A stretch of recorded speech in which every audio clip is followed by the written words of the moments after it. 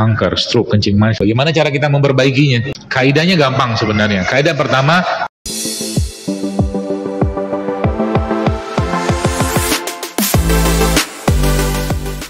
nah kalau kita pakai kaidahnya iblis tadi, kan yang dia sebutkan yang pertama kan adalah emosi, yang kedua adalah lambung, perut.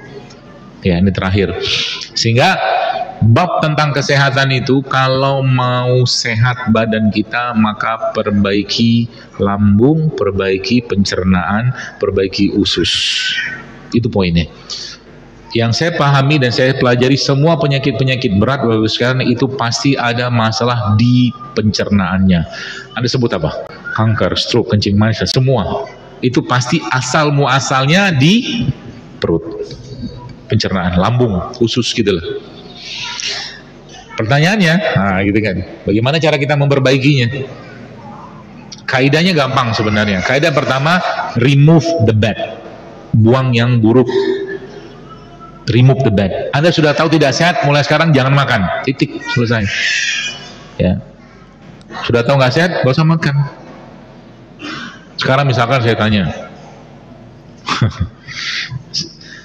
nasi goreng itu sehat nggak? Kenapa nggak sehat?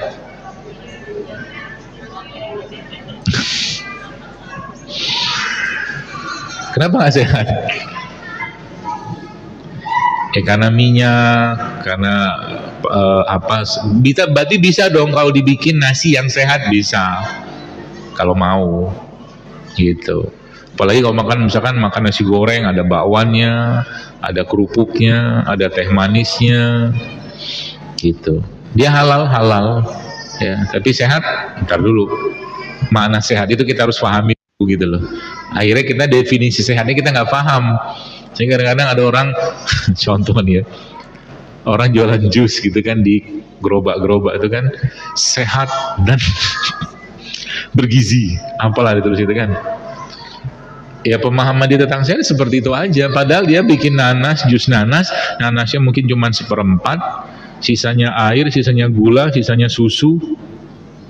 Itu yang orang bilang sehat. Makanya definisi sehatnya kita harus definisikan dulu, baru dapat ngerti sehat, gitu loh. Ya, itu panjang ceritanya. Kapan-kapan lah ada cerita. Tapi mudah-mudahan Anda paham ya. Semua yang diolah, dikemas, apalagi pabrikasi, ya itu sebenarnya kalau di saya masuknya bapaknya nggak sehat. Kecuali dia masih bahan asli. Contoh, Anda ada kacang almond, dikemas, dibungkus, itu lain cerita. Tapi kalau misalkan bicara, misalkan ada daging ayam, daging ikan, daging sapi, dibikin sosis, itu udah olahan. Jadi berarti kalau mau makan protein yang benar gimana? Makan dagingnya, jangan makan sosisnya. Gitu loh. Berarti kalau sekarang saya tanya, kira-kira roti itu masuk makanan sehat nggak? Kenapa nggak sehat? Hah? Karena salah satu kaidah kalau saya pakai itu, kalau makanan itu sehat, salah satunya dia pasti mengandung serat. Salah satu kaidahnya. Roti terbuat dari apa? Terigu kan? Terigu itu ada seratnya nggak? Ada.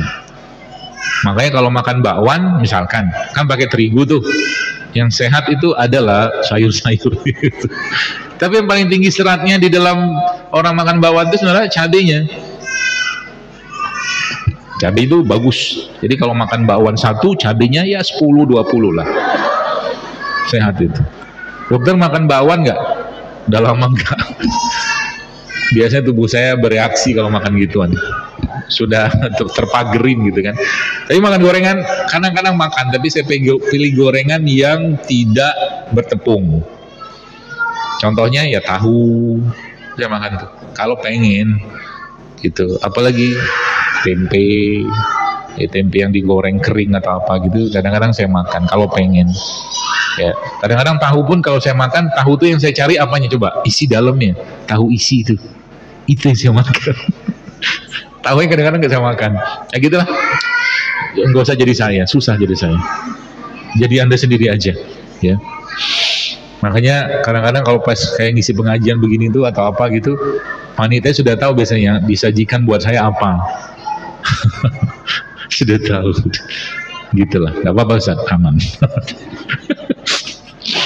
Gitu ya, remove the bad, itu kaidah paling mudahnya. Karena mau zuhur bentar lagi ya.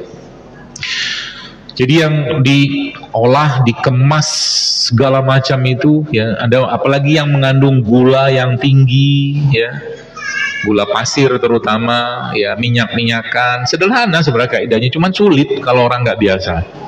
Tapi kalau Anda mau naik kelas ya pemikiran, bahkan judulnya kita mau perang gitu loh sama setan iblis ini, coba lihat, Anda pergilah ke supermarket, pergilah ke warung-warung yang ada, cari makanan sehat di situ, mungkin less than 10%, kurang 10%. Coba aja lihat, gak ada bener-bener. Zaman dulu kalau saya zaman dulu masih di kampung ya, itu warung gak banyak. Kalau saya jajan waktu saya karena pagi saya sekolah SD, sorenya saya madrasah. Jadi dari zaman SD itu saya sudah sekolah dari pagi sampai sore. Itu sore itu kalau saya jajan di madrasah, biasa jajanan saya cuma 2, nanas sama tekwan. Itu kan bukan makanan olahan kemasan yang banyak bahan-bahan itu kan enggak. Modal cuman ya 50, zaman itu kan 100 masih cukup. Ya. Jadi kalau mau sehat, hindari semua makanan kemasan-kemasan yang diolah dan menggunakan banyak-banyak bahan itu. Jadi kalau Anda lihat ada makanan, saya kadang-kadang kasihan nih. Contoh ya, di rumah saya itu ada TPQ gitu kan.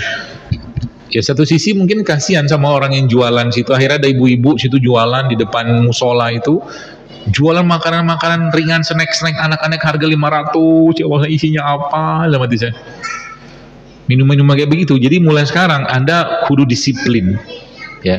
Berarti mereka nggak boleh, bukan nggak boleh, tapi minimal ada 80% Anda kenalkan makanan yang benar ke mereka, sehingga mereka lebih suka sayur, buah, atau makanan-makanan sehat yang lain, sehingga nanti pun kalau mereka makan itu cuma 20% lah, nggak banyak.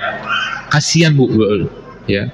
Sudah terlalu banyak saya dapatkan kisah-kisah anak-anak yang aduh sakitnya susah-susah, berat-berat, meskipun kita tidak bisa mengatakan tuh penyebabnya murni makanan, belum tentu, tapi mungkin emosi juga masuk di situ. Tapi paling tidak satu faktor ini kita stop gitu ya. Masya Allah, bagus, masjidnya makmur,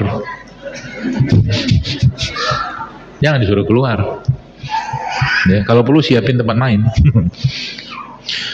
Gitu ya, remove the bad. Lalu apa? Benerin perut ya, banyak caranya. Puasa bisa tinggikan asupan serat dalam menu makanan Anda tiap hari, serat ya, seperti itu.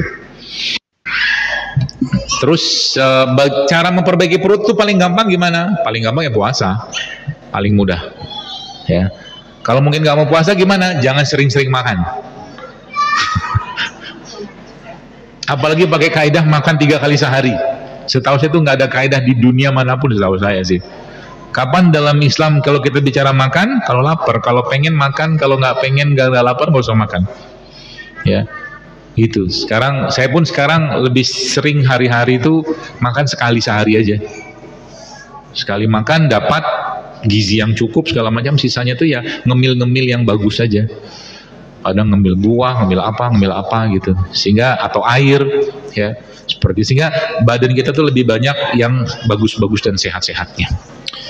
Gitu yang mudah-mudahan bisa dipahami dan mudah-mudahan bisa diamalkan.